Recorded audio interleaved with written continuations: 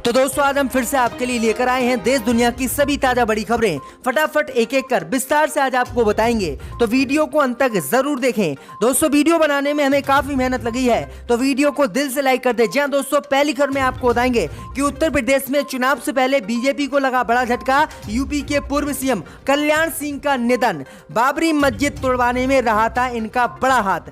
वहीं आपको बताएंगे दोस्तों की मोदी सरकार को किसानों से लगा बड़ा झटका। किसानों ने आज मोदी सरकार को दी चेतावनी, अगर कृषि कानूनों को नहीं किया रद्द तो 24 अगस्त से पूरे पंजाब में करेंगे चक्का जाम। भाजपा के उड़ गए हैं पसीने।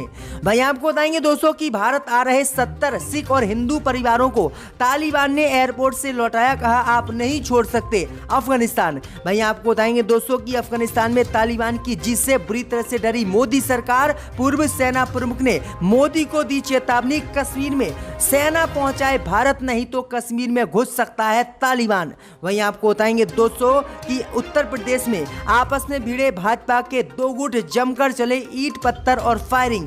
कई बीजेपी कार्यकर्ताओं की हो गई है चोट से मौत। वहीं आपको बताएंगे दोस्तों कि बीजेपी को फायदा पहुंचाने के लिए असदुद्दीन ओवैसी कर रहे हैं बयानबाजी, कांग्रेस ने लगाया ओवैसी पर आरोप। तो सभी खबरों को आपको बताने वाले हैं दोस्तों, वीडियो को लाइक कर दें। इसी बीच पर तो दोस्तों अगली खबर की ओर, तो उत्तर प्रदेश में चुनाव से पहले मोदी योगी को बड़ा झटका। यूपी के पूर्व सीएम कल्याण सिंह का निधन। जी दोस्तों आपको बता दें, ये बड़ी खबर सामने निकल कर आई दोस्तों कि उत्तर प्रदेश में चुनाव से पहले ही बीजेपी को बड़ा झटका लगा है। दरअसल आपको बता दें कि उत्तर प्रदेश के पूर्व सीएम और बीजेपी नेता कल्याण सिंह का निधन हो गया है। 89 साल की उम्र में उन्होंने आखिरी सांस नकुलों के एक अस्पताल में ली है। वहीं आपको बता दें कि इनके निधन पर बीजेपी में भारी शोक और भारी झटका लगा है। प्रधानमंत्री मोदी, योगी सहित गृह मंत्री अमित शाह ने इनके निधन पर काफी शोक जताया है। वहीं आपको बता दें कि ये भाजपा के वही मुख्यमंत्री हैं, इन्हीं के राज्य में बाबरी मस्जिद को तोड़ा गया था और इन्होंने कहा था कि बाबरी मस्जिद को तोड़कर हमने अपने पापों को धोया है और यहाँ पर राम मंदिर बनना ही चाहिए। इन्होंने बाबरी मस्जिद का खुलकर विरोध किया था और कहा था कि बाबरी मस्जिद नाम की कोई चीज यहाँ पर नहीं थी, ये मंदिर को तोड़कर बाबरी मस्जिद बनाई गई है। उसके बाद इन्होंने अपने मुख्यमंत्री पद से इस्तीफा दे दिया था, लेकिन बाबरी मस्जिद इन्हीं ने ही तुड़वाई थी। आपकी क्या राय हमें कमेंट में जरूर बताएं। इसी बीच पर तो दोस्तों अगली खबर की ओर, तो भारत आ रहे 70 सिख और हिंदुओं को तालिबान ने एयरपोर्ट से लौटाया, कहा आप नहीं छोड़ सकते देश। जी दोस्तों आपको बता दें कि अफगानिस्तान में तालिबान के कब्जे के बाद लोग वहां से अपने अपने देशों को भाग रहे हैं। भारत भी अफगानिस्तान में फंसे अपने नागरिकों को एयरलिफ्ट कर रहा है। इस बीच तालिबान ने शनिवार को भारतीय वायुसेना के विमान में सवार होने आ रहे 70 अफगान सिख और हिंदुओं की एक टुकड़ी को रोक दिया और सूत्रों के अनुसार उन्हें काबुल एयरपोर्ट से वापस तालिबानियों ने भेज दिया।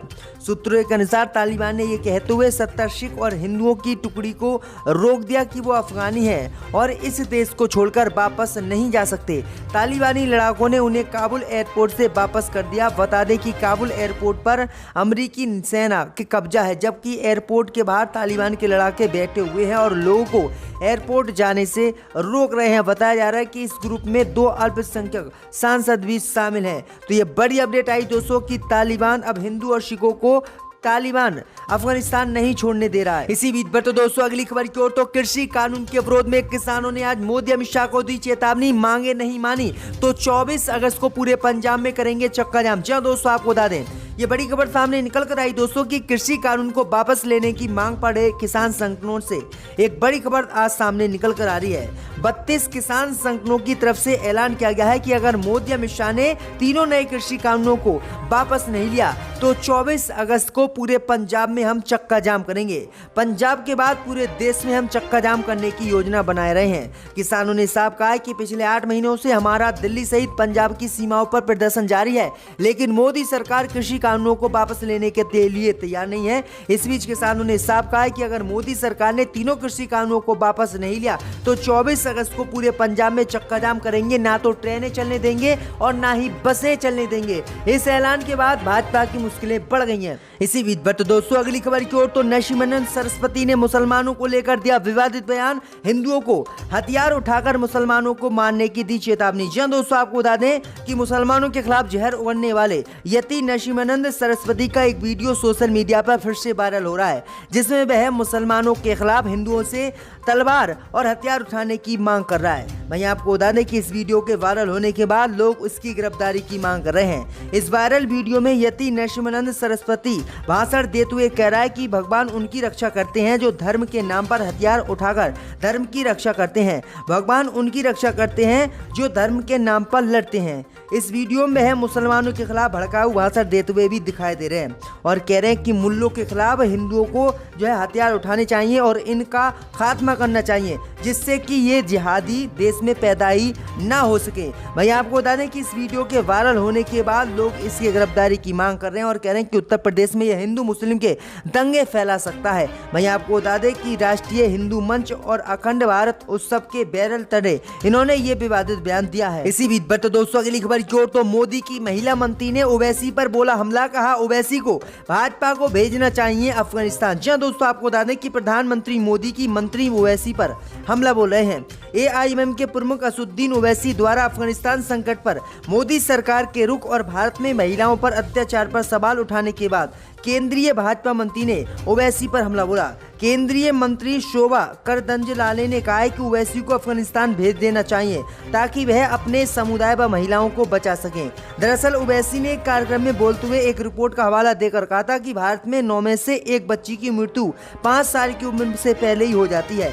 यहाँ महिलाओं के खिलाफ अत्याचार और अपराध है, लेकिन मोदी को अफगानिस्तान की महिलाओं की चिंता सता रही है। मोदी को अपने देश की महिलाओं की चिंता नहीं है। इसी के बाद अब भाजपा के मंत्री ओवैसी को अफगानिस्तान भेजने की बात कह रहे हैं। इसी बीच पर तो दोस्तों अगली खबर की ओर तो अफगानिस्तान में तालिबान की जीत से बुरी तरह से डरी मोदी सरकार। सेना प्रमुख बोले कश्मीर में भाजपा को बढ़ानी चाहिए सेना।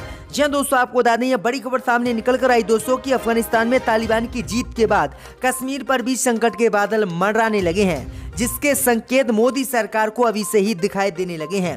दरअसल आपको बता दें कि पूर्व सेना अधिकारी जनरल शंकर चौधरी ने कहा है कि अफगानिस्तान में तालिबान ने जीत हासिल की है, जिससे कश्मीर में आतंक बढ़ सकता है। इसलिए मोदी सरकार को कश्मीर में सेना को और भेजना चाहिए और यहाँ पर स्थिति और दुरुस्त करनी चाहिए, क्योंकि कभी भी तालिबान कश्मीर पर हमला कर सकता है और कश्मीर को भारत से छीन सकता है। वहीं आपको बता दें कि मोदी सरकार ने पहले ही आशंका जताई थी कि कभी भी हमला तालिबानी कर सकते हैं। तो ये बड़ी अपडेट दोस्तों आ रही है, मोदी सरकार बुरी तरह से डर गई है तालिबानियों से। तो दोस्तों अगली खबर की ओर तो छत्तीसगढ़ में हिंदू धर्म छोड़कर ईसाई धर्म में शामिल हो रहे हैं आदिवासी। बीजेपी ने इसी के खिलाफ पूरे प्रदेश में किया प्रदर्शन। जी दोस्तों आपको बता दें, ये बड़ी खबर सामने निकल कर आई दोस्तों कि छत्तीसगढ़ में भारी संख्या में हिंदू धर्म को छोड़कर ईसाई धर्म को अपना रहे हैं। इससे भाजपा के आग लगी है और भाजपा ने धर्मांतरण को मुद्दा बनाकर पूरे प्रदेश में प्रदर्शन किया है और कहा है कि पहले रोकेंगे, नहीं मानेंगे तो ठोकेंगे। तो किस तरह से अगर कोई व्यक्ति अपने धर्म को यानी हिंदू धर्म को छोड़कर किसी अन्य धर्म को अपना रहा है तो बीजेपी जबरदस्ती उन्हें हिंदू धर्म में ला रही है और ऐसा नहीं करने पर उन्हें धमकी दे रही है कि आप मानोगे नहीं तो हम आपको ठोक देंगे।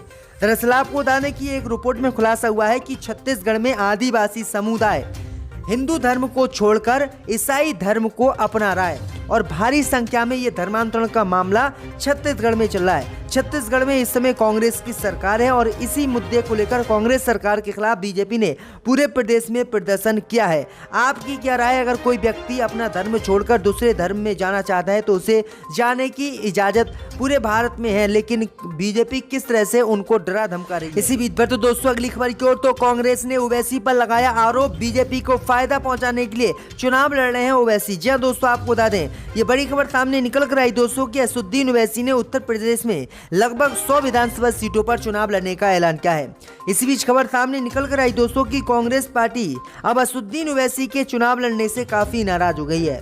असदुद्दीन ओवैसी को लेकर कांग्रेस पार्टी ने आरोप लगाया है कि बीजेपी को फायदा पहुंचाने के लिए और बीजेपी को चुनाव जिताने के लिए असदुद्दीन ओवैसी उत्तर प्रदेश सहित 5 राज्य में विधानसभा चुनाव लड़ रहे हैं। कांग्रेस पार्टी ने कहा है कि असदुद्दीन ओवैसी ने बिहार में भी सरकार गिरा दी, वहां पर भी बीजेपी की सरकार बना दी और यहां पर भी बीजेपी की सरकार बनाने के लिए ओवैसी आए हैं। आपकी क्या राय है? असदुद्दीन ओवैसी के चुनाव लड़ने से बीजेपी को फायदा होगा या फिर नहीं? इसी बीच पर तो दोस्तों अगली खबर की ओर तो उत्तर प्रदेश के कुशीनगर में बीजेपी के नेता आपस में भिड़े। जी दोस्तों आपको बता दें कि उत्तर प्रदेश के कुशीनगर में हटा नगर पालिका में दो जगहों पर भाजपा के दो बड़े नेताओं के कार्यक्रम के बाद वर्तमान भाजपा विधायक पवन केडिया और आगामी चुनाव में भाजपा से विधानसभा का टिकट मांग रहे अभय राव के समर्थकों में जमकर बवाल हुआ है। इस दौरान दोनों तरफ से ईंट पत्थर चले, साथ ही अभय राव के कार्यालय पर तोड़फोड़ के साथ फायरिंग का आरोप विधायक के समर्थकों पर लगा है। बता दें कि दोनों पक्षों के बवाल के बाद घंटों तक NH 28 जाम रहा। दोनों तरफ से हुए पथराव में कई राहगीरों के गाड़ियों के शीशे भी टूटे। बवाल के बाद अभय राव के समर्थकों ने NH 28 को जाम कर दोषियों पर कार्रवाई की मांग करने के बाद ये बड़ी अपडेट आ रही। तो किस तरह से भाजपा के नेताओं और कार्यकर्ताओं के बीच लगातार डंडे चले हैं कि एक